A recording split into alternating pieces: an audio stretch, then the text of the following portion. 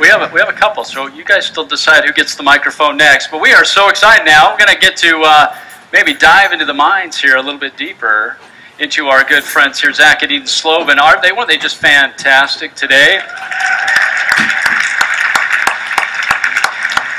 We learned a lot. We learned a lot about best practices and some of the success that they're having. You made it pretty simple. I would love to ask you just a couple of questions around social media, if I could. Would that be fair?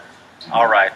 So what I'd like to know is, when you actually post something on Facebook, what are you doing to pique interest in Isagenix? Are you just going out there with a lot about Isagenix and showing the dancing A? I mean, what are you doing? We actually never say the words Isagenix on our personal timeline.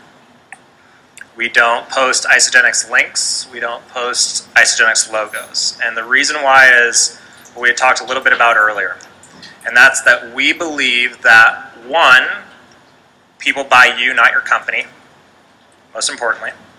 And two, that it's a disservice to your network to let them know that they can click on a link, go to Google, and make a split decision without having all the information of how powerful of a vehicle this can really be.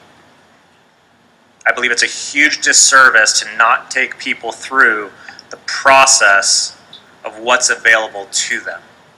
Excellent, excellent. So let me ask you, what does it take? I mean, if you're able to post and kind of pique that curiosity with a lot of people, how do you lead a person from your site to an enrollment?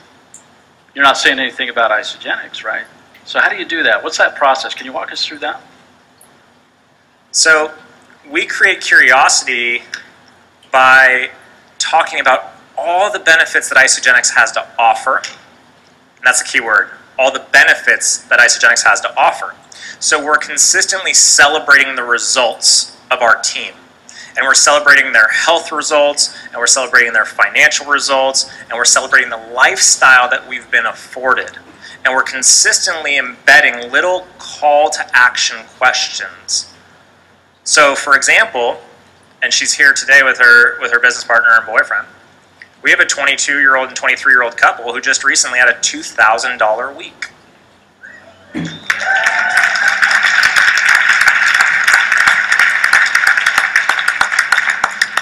They've only been working with us for 90 days. Eden and I love mentoring young Gen Y entrepreneurs.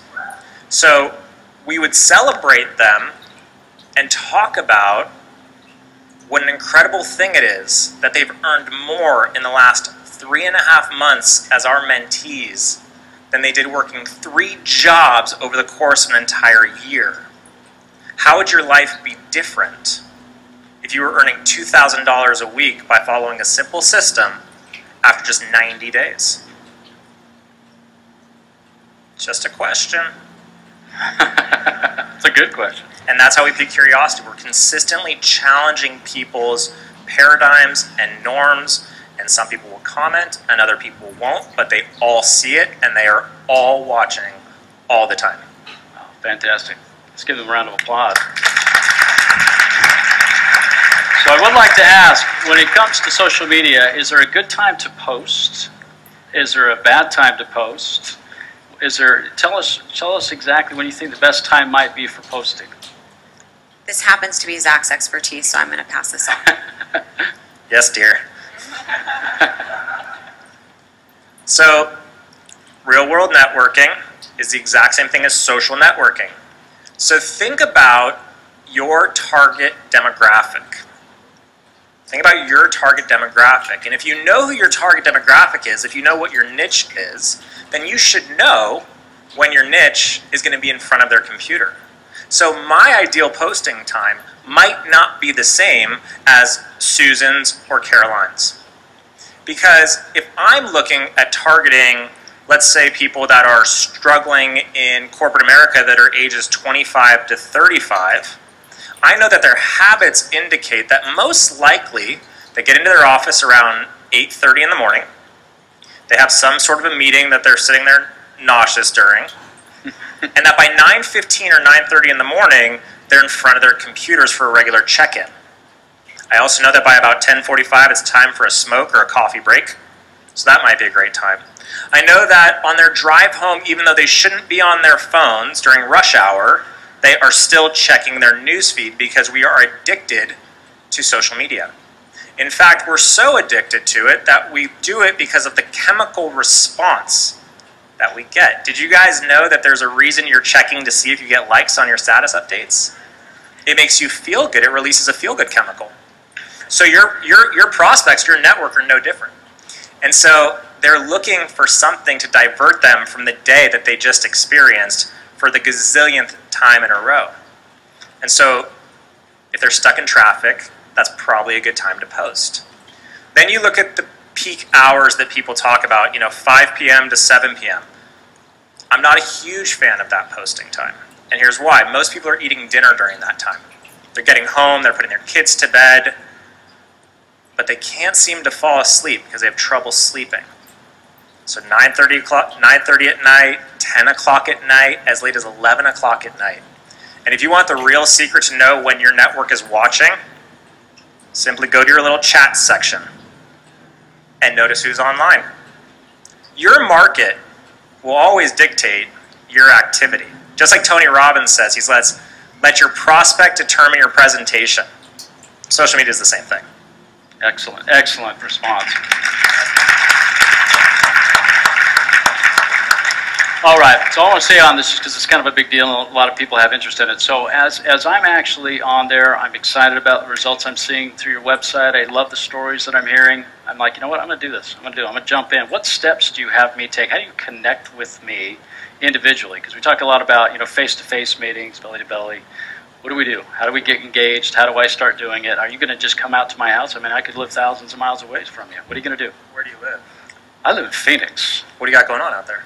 I've got a lot of things going on. I like to golf this time of year. I'll come see you. Oh, wow.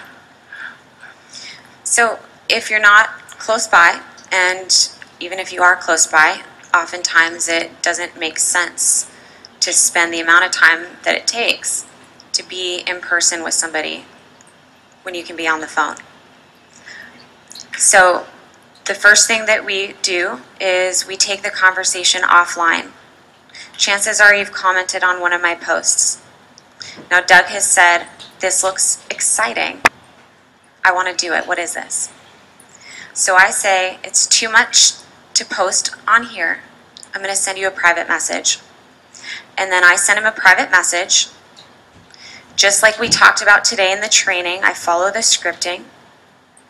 And I get him to commit to a time when he can be in front of his computer for a focused 15 minutes to watch a couple of videos.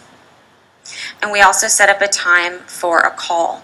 And if you're new, you're going to set up a time with your upline, with your mentor, for a three-way call. Three-way calls are so important as you're learning your way around this business. Not only because it gives you an opportunity to listen to somebody who is far more experienced than you, go through the discovery process and make recommendations, but it also shows the person that you're talking to that they don't need to be intimidated. They can do this too, because all they need to do is grab you and put you on a call with their friend down the line. So that's really important. So we get on a three-way call. I ask Doug a handful of questions. Before I do that, we connect. We spend a few minutes building rapport.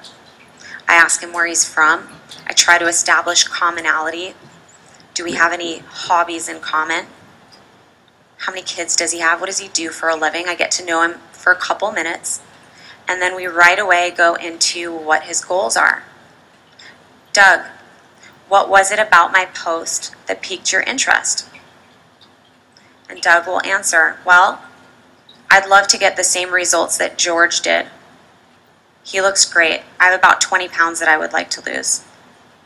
Doug, 20 pounds. We got that. How are you sleeping at night? How's your energy? Are you waking up in the morning with mental clarity? How are you feeling? Well, gosh, I'm feeling really tired. We go through it. What are your days like? Now I ask Doug that not only so that I know the right product recommendation and I can see what's going to fit within his schedule, but I want to know what he does for a living. I want to know how over-leveraged he is. I want to know how many hours a day he has to work. I want to know if he likes his job. I want to know if he feels passionate about what he does. Why? I'm collecting information. I'm doing the same discovery process as I am on the product side, but I'm weaving in the business. Because chances are, I'm going to share with him my business story. And if I don't feel that he'll relate to my business story, I'll share Zach's or Susan's or somebody else on our team. You always want to create relatability with the person that you're talking to. Sometimes your own product story, your own business story isn't what's going to speak to them most. So know your stories. And we weave that into the conversation. I get Doug started. I teach him how he can very simply post on Facebook so that he can grab some friends to get started with him right away. And that way he's earned back anywhere from 50 to 100% of the cost of his investment. Like that, before his box arrives. And he'll have the privilege and the excitement of doing this with some friends. It's always more fun to do product, to do business with a community of people around you, with all the people that you love. Fantastic. I love the social motivation side as well. Thank you. You know, I love what you said about niches as well, kind of being able to relate to your niche. You talked about the stories. If you don't have the story, use somebody else's story. That's a vicarious experience that people can have. But one friend always taught me, you know, to really get rich, you got to get rich in your niche, right? So I thought that was really good. So very good. So anything else when it comes to social media? Just this kind of an open question here. So if you were to tell these guys one or two really key things to really making sure their Facebook or whatever it is they're using, any social media, is most impactful to building their Isagenix business, what could they do? What should they do? What steps might they take? I know we've hit a lot of them already, but what are some of just maybe the key things for somebody that may not know a lot about Facebook or wants to get started? The most important thing is to remain consistent with your posting. We talked a bit about this earlier. Be consistent. 3 to 5 posts a day. Provide value. Show up as a leader. And share other people's success. Celebrate their wins. Celebrate the wins of the people on your team, your family members, your friends, the people within the community. Share a photo. I'm so proud of my friend Zach. After struggling for so many years, he has burned 20 pounds of fat, dropped 3 jean sizes, is down 7% body fat, and is back into the shape he was as a Division I athlete in college. He's been trying everything to accomplish this. Congratulations, Zach. Or I'm so proud of Sasha and Garrett. Here they've made $2,000. I feel so proud to be their mentor. Constantly celebrate everything that's going on around you. People will wonder what you're doing to be so happy to create the results, these results in people's lives. For every single one of you, even those of you at home, that are experiencing the thought right now of, well, I don't have that big of a team, I don't have those kinds of results to celebrate, I'm not sitting on stage, I'm not a leader like Susan or Caroline, so I can't do any of those things. Erase all that junk from your head right now and start today establishing the principles that we've talked about. Because everyone's paying attention to every little thing that you do, and the key to this is that we operate as humans in tribes. For thousands and thousands of years, we've worked as tribes, as people. Everybody wants to be a part of a tribe. The question is, do you guys want to be the leader of the tribe? Or do you just want to be one of the followers of the tribe? And a lot of people say, you know, you guys have risen so quickly in your Isagenix business. You have 16 family members that are doing this with you. How so fast? It took almost 8 years to get the buy-in of my family and a lot of the people that are a part of our tribe now. So you have to lead with that guiding bright light that we talked about earlier. And you have to do it steadfastly. And a young woman came to me earlier and she said, you know, I just don't get it. My closest friends, my family, Why won't they support me? You have so many family members on this. And I'm going to share this with the audience because I think it's important, and it rings true with social media. And when this occurred to me, when I got this a couple years ago, everything changed for me. It's not that your friends and family don't support you guys. It's that they love you and they think they're protecting you. They want to protect you because they're accustomed to you being a part of their tribe. And now you're starting a new tribe and that scares them. So as long as you're consistent and you move forward with integrity, just know they're not punishing you, they're not angry with you, they're just scared. They're scared that you're going to get hurt because you're going to play with another tribe. But eventually they'll see that your tribe is where all the cool kids hang out, and all the in-shape people hang out, and all the sexy start people hang out. And they'll come. Become the leaders that others want to follow, and you'll be fine. Awesome, absolutely.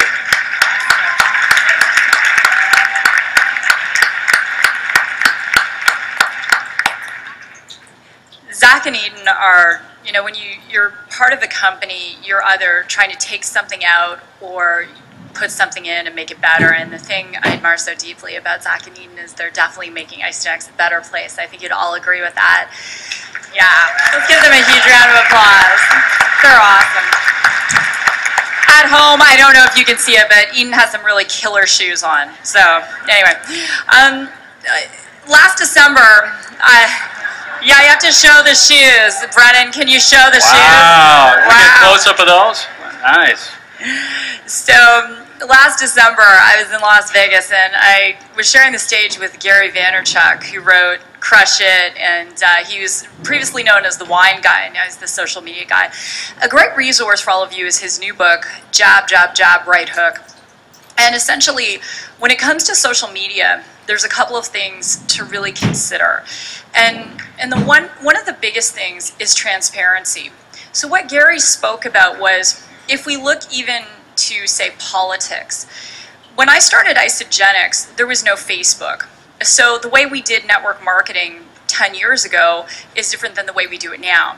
If you look at politicians, before Facebook, before social media, before Twitter and Instagram and everything else, they didn't have to be as transparent. So social media is forcing transparency. Write that down if you're taking notes. It's forcing transparency. So let me give you an example. If I'm a politician in the United States and I lean very far to the right, but I'm campaigning in a state that's a little more to the left, I can say things before social media that are a little more to the left of center. And no one's going to know, only whoever is there for the press. But what happens these days is when something happens, it's instant. It goes up online right away. Everything you post is public record, regardless of your security settings. Every tweet you make goes into the Library of Congress. Did you know that? Every single one.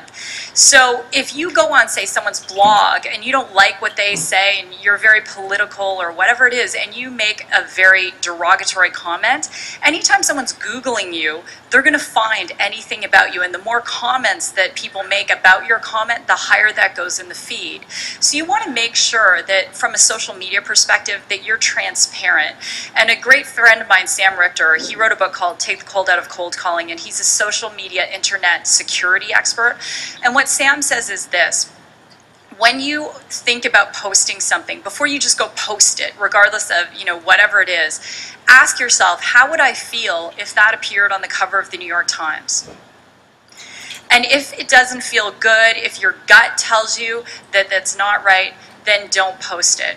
Another thing is I love what Zach was sharing about just this whole sense of, your brain getting endorphins from the number of likes. And I know my teenage daughter, she'll say, oh, this photo only got, 100 likes, and I want it to have 200 likes. And that's how the litmus test of how we have our value these days, regardless of if you're Gen Y, Gen X, whatever, we all do it.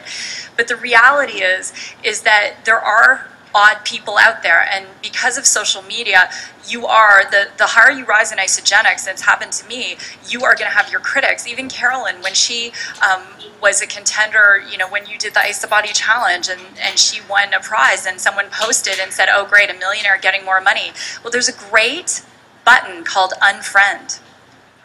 It's fantastic. Use it, because anyone who's making derogatory comments about you or salacious comments about you, unfriend them, get rid of them. As Zach said, this is your tribe, and you wouldn't let someone into your house to criticize your children. While Facebook is your house, my friends, be very cautious about who you let in.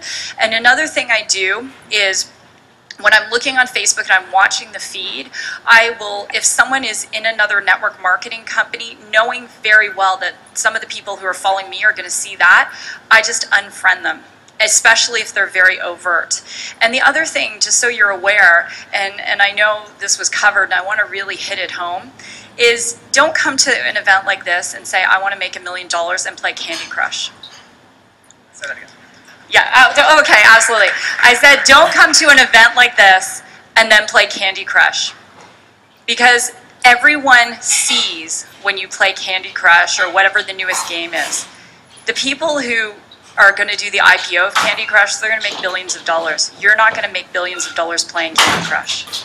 If you want to build Isagenix and you're going to use social media to do it, then be like Zach and Eden. They come from a corporate background, so they treat their social media corporately, and so should all of you. Awesome.